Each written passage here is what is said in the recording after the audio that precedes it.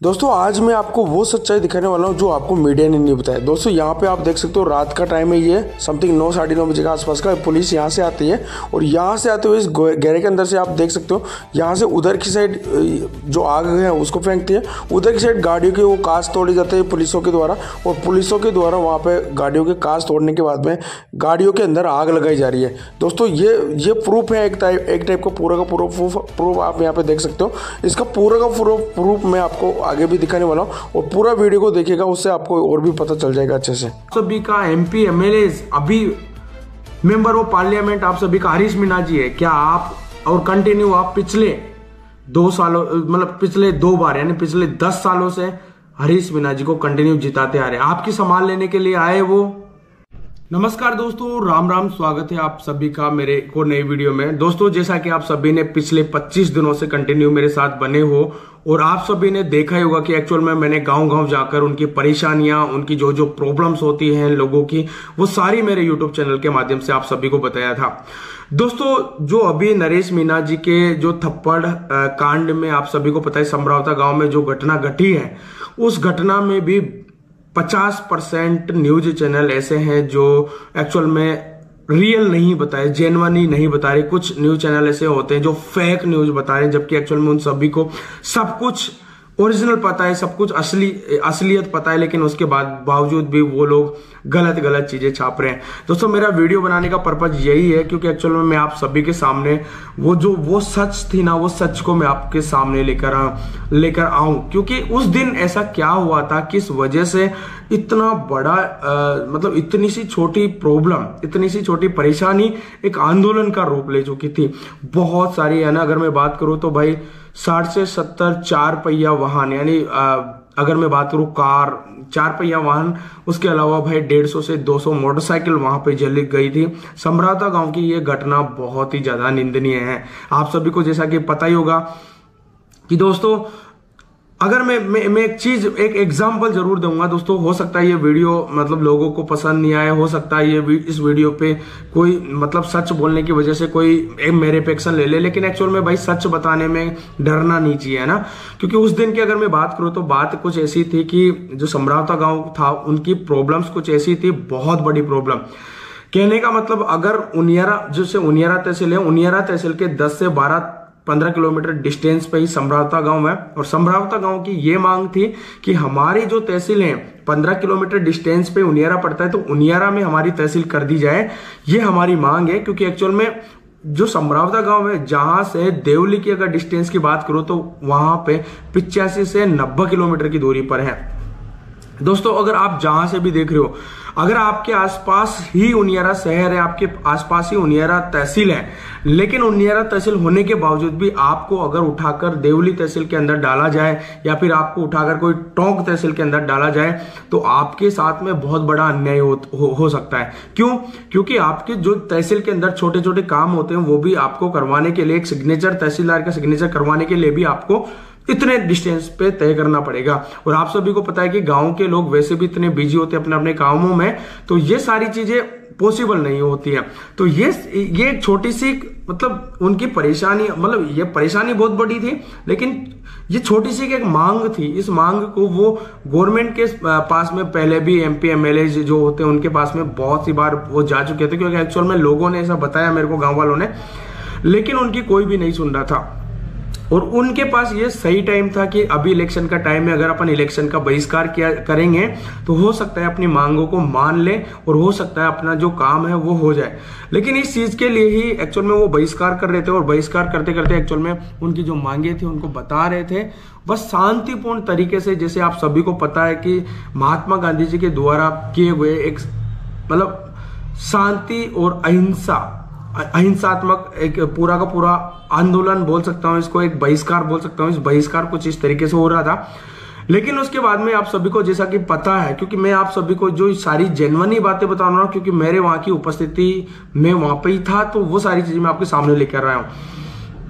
SDM के द्वारा जैसे SDM ने मान भी लिया इस चीज की, हाँ 10 बजे तक वहाँ पे एक भी वोट नहीं डला था, तो जिला कलेक्टर महोदय उन्होंने मुझे इसी काम के लिए वहाँ पे भेजा था कि आप सरकारी जो कर्मचारी हैं वहाँ पे उनको मोटिवेट करके कुछ वोट डला दीजिए। और ये हमारे जो DO मैडम है उन्हीं के आदेश थे कि भाई किसी प्रकार के 1-2 वोट अगर गिर जाते हैं तो वो 100% बाइकआउट में नहीं आता है। तो मैं तो केवल सरकारी आदेशों की पालना कर रहा था। ऑर्डर थे, ऊपर से आदेश थे, जो कि आंगनबाड़ी की महिला थी उसको मैं जबरदस्ती ले जाकर वहां पे वोट दिलवाया मैंने। इसी बीच नरेश मीणा जी को, यानी मतलब कहने का मतलब ये बहिष्कार उनका तुड़वाने का एक वे था, और नरेश मीणा जी को इस चीज में बहुत ज्यादा गुस्सा आया और उन्होंने एसडीएम को थप्पड़ जड़ दी, जैसा कि आप सभी को पता है। लेकिन उसके बाद में क्या हुआ, मैं ये सारी चीज आपको बता देता हूं। एक्चुअल में जैसे ही थप्पड़ जड़ने के बाद में अगर मैं बात करूं तो वो थप्पड़ का टाइम था समथिंग 1 से 2 बजे के बीच का। उसके बाद में मैं वहां पे पहुंचा था समथिंग 3 से 3:30 4 बजे के आसपास। उसके बाद में बहुत ही शांतिपूर्ण तरीके से जितना भी आसपास के लोग थे, जितने भी गांव के लोग थे, जितने भी माताएं बहनें वृद्ध और बूढ़ी औरतें, सारे के सारे लोग वहां पे शांतिपूर्ण तरीके से उस बहिष्कार में शामिल हो रहे थे, और वहां पे नरेश मीणा जी भी वहां पे शामिल हो रहे थे। धीरे धीरे वो चीज क्योंकि एक्चुअल में कंटिन्यू बढ़ती जा रही थी, पुलिस प्रशासन वहां पे जस्ट साइड में ही 200 से 300 पुलिस प्रशासन के कैंडिडेट्स वहां पे थे, जिनमें एसपी डीएसपी है ना, डिप्टी, सारे लोग वहां पे उपस्थित थे। और दोस्तों मैं आप सभी को बस एक चीज बोलूंगा कि जो एसपी डीएसपी पुलिस मजिस्ट्रेट ये सारे लोग थे ना, तो उनको वहां पे शांति बनाए रखनी चाहिए थी, लेकिन वहां पे शांति थी उस टाइम। फिर उसके बाद में चीजें ऐसी थी जैसे कि अपने लोकली गांव के गीत होते, तो उस हिसाब से वो जैसे अपनी जो मांगे थी उनकी गुहार लगा रहे थे कंटिन्यू। लेकिन मैं वहां से आ चुका था 8 से 8:30 बजे के 8:30 बजे पर मैं अपने घर पे आ चुका था। घर पे आने के बाद में दोस्तों आधे से 1 घंटे बाद में 9, सवा 9, 9:30 के आसपास वहां के लोग जब सारे इकट्ठे हो रखे थे, तब वहां पे पुलिस वालों ने नरेश मीणा को गिरफ्तार नहीं किया था। लेकिन जैसे ही वो सारे लोग जो टीम के लोग हैं, टीम के लोगों के अलावा गांव के लोग थे, सभी के सभी लोग जब खाना खाने के लिए बैठे, खाना खाने लग गए, तो बीच में ही प्रशासन ने उनके ऊपर बहुत बड़ा अटैक कर चुके थे। और दोस्तों मैं ये चीज बोलूंगा कि कोई भी इंसान खाना खा रहा है और उसके ऊपर अटैक करना एक बहुत ही निंदनीय घटना है। नंबर दूसरी बात, जो पुलिस होती है ना, पुलिस प्रशासन, उनका काम होता है वहां पे शांति बनाए रखना। लेकिन दोस्तों वहां पे बिल्कुल भी शांति की बजाय वहां पे अशांति फैला दी गई। आप सभी को जैसा कि पता है कि वहां पे 60 से 70 4 पहिया वाहन और उसके अलावा 150 से 200 वहां पे बाइक्स जलाई गई थी। बाइक्स किसके द्वारा जलाई गई थी, एक्चुअल में वहां के लोकल लोगों के द्वारा कहा जा रहा है कि जो जितने भी गाड़ियां थी, जितने भी वो सारी जलाई गई थी, वो पुलिस प्रशासन के द्वारा ही जलाई गई थी।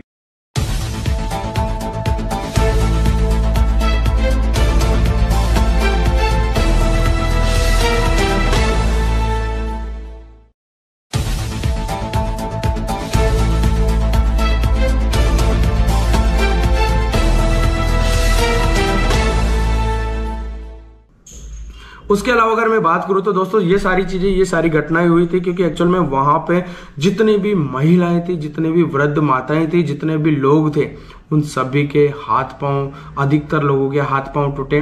अधिकतर लोगों की जो पर्सनल प्रॉपर्टी होती है, जो उनकी निजी संपत्ति होती है, निजी संपत्ति पे बहुत बड़ा अटैक हुआ था। दोस्तों आप सभी को पता है कि भाई वहां के जो आसपास के घर हैं, वहां की जो गाड़ियां थी, सभी में आग लग चुकी थी। और उसके बाद में भाई उनकी जो पर्सनल प्रॉपर्टी जैसे घर थे, घर की खिड़कियां, दरवाजे सारी टूट चुकी थी। क्योंकि ये चीजें मैं मेरी आंखों से तब देखा, उसके बाद में टूटने के बाद में भी मैंने फोटो देखे तो भाई मेरे को खुद को रोना आ गया था। उसके बाद में अगर बात करते हो तो भाई फिर न्यूज चैनल ने एक चीज और छापी थी कि नरेश मीणा जी घाघरा लुगड़ी पहनकर, यानी औरत की ड्रेस पहनकर वहां से भाग छूटे।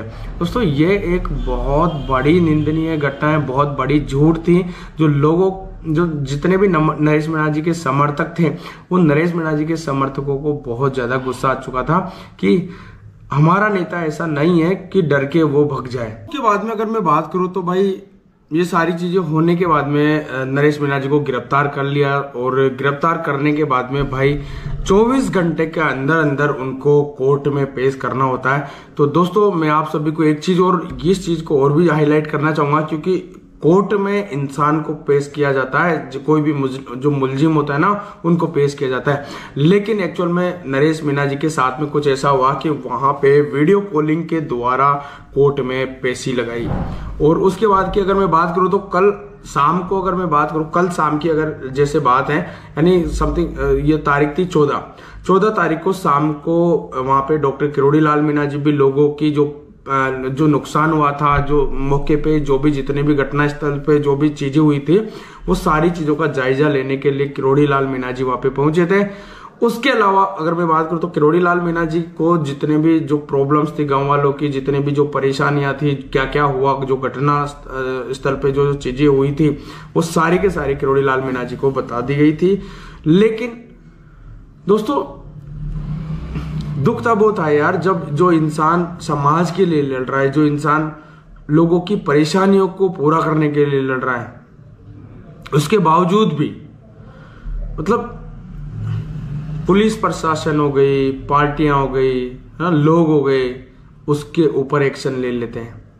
दोस्तों एक चीज और मैं बोलना चाहूंगा, हो सकता है बुरा लगे, लेकिन कोई भी समाज हो ना, समाज में ऐसे ऐसे लोग भी होते हैं दोस्तों, जो लोग दोगले होते हैं। समझ रहे हो मेरी बात को? जो लोग दोगले होते हैं, कुछ ऐसे ऐसे लोग भी हैं समाज में कि वो लोग कल किसी और की तरफ थे, आज किसी और की तरफ है, कल किसी और की तरफ हो जाएंगे। जो बंदा आप सभी के लिए अपनी जान देने के लिए तैयार था, जो बंदा आप सभी के लिए लड़ने के लिए तैयार था, जो बंदा सच्चाई के रास्ते पे जाने के लिए इतना बड़ी उन्होंने पूरी चीजें सहन करी, जो बंदा आपके मांगों को लेकर, आपकी चीजों को लेकर इतने अभी तक भी वो जेल में है, ऐसे बंदे के बारे में आप क्या बोलोगे? दोस्तों फिर भी कुछ लोग बोलते हैं कि नहीं नरेश मीणा जी गुंडा है, नरेश मीणा ये हैं। आप सभी को पता है ना, वो उनका घर छोड़कर, उनका परिवार छोड़कर आप सभी के एरिया में पड़ा हुआ है।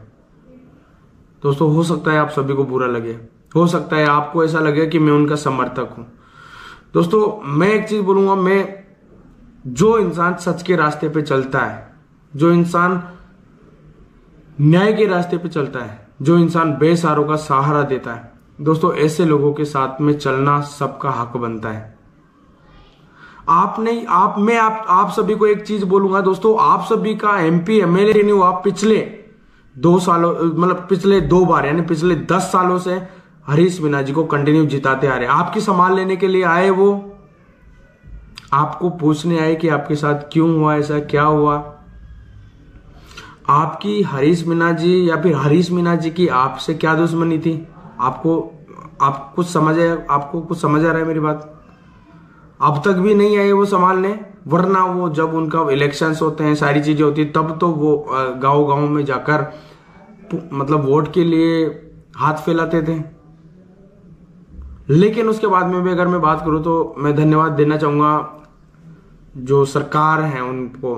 डॉक्टर किरोड़ी लाल मीणा जी ने कहा है, आश्वासन दिया है कि जितना भी गांव में नुकसान हुआ है, चाहे वो पर्सनल प्रॉपर्टी से लेकर हो, चाहे वो उनके व्हीकल से लेकर हो, उन सारे नुकसान, चाहे वो उनके इलाज से लेकर हो, उन सारे नुकसान की भरपाई सरकार की तरफ से होगा। उसके अलावा वहां पे जितने भी दोषी और निर्दोष थे, जितने भी निर्दोष लोग थे, उन सभी को छोड़ दिया जाएगा। वैसे एक्चुअल में आज भी 20 लोगों की लिस्ट बनाई थी, जिसमें से 20 लोगों को वहां पे टोटल कर 60 से 70 लोगों को अरेस्ट किया था, जिसमें से 20 लोगों को वहां पे रिलीज कर दिया गया। उसके अलावा फिर भी चेकिंग की जा रही कि हाँ, बहुत सारे ऐसे लोग भी होते हैं जो चाहे किसी भी दल का नेता हो, चाहे किसी भी आम आदमी हो, जो अशांति फैला रहा हो, या फिर कोई भी चाहे जो प्रशासन के अंदर किसका हाथ है, वो सारे डॉक्टर किरोड़ी लाल मीणा जी ने कहा है कि ये सारी चीजें एक बार जांच की जाएगी इन सभी पे और उनके खिलाफ कार्रवाई की जाएगी। जितना हो सकता है उतनी सच्चाई दिखाने की कोशिश करूंगा। तो थैंक यू सो मच।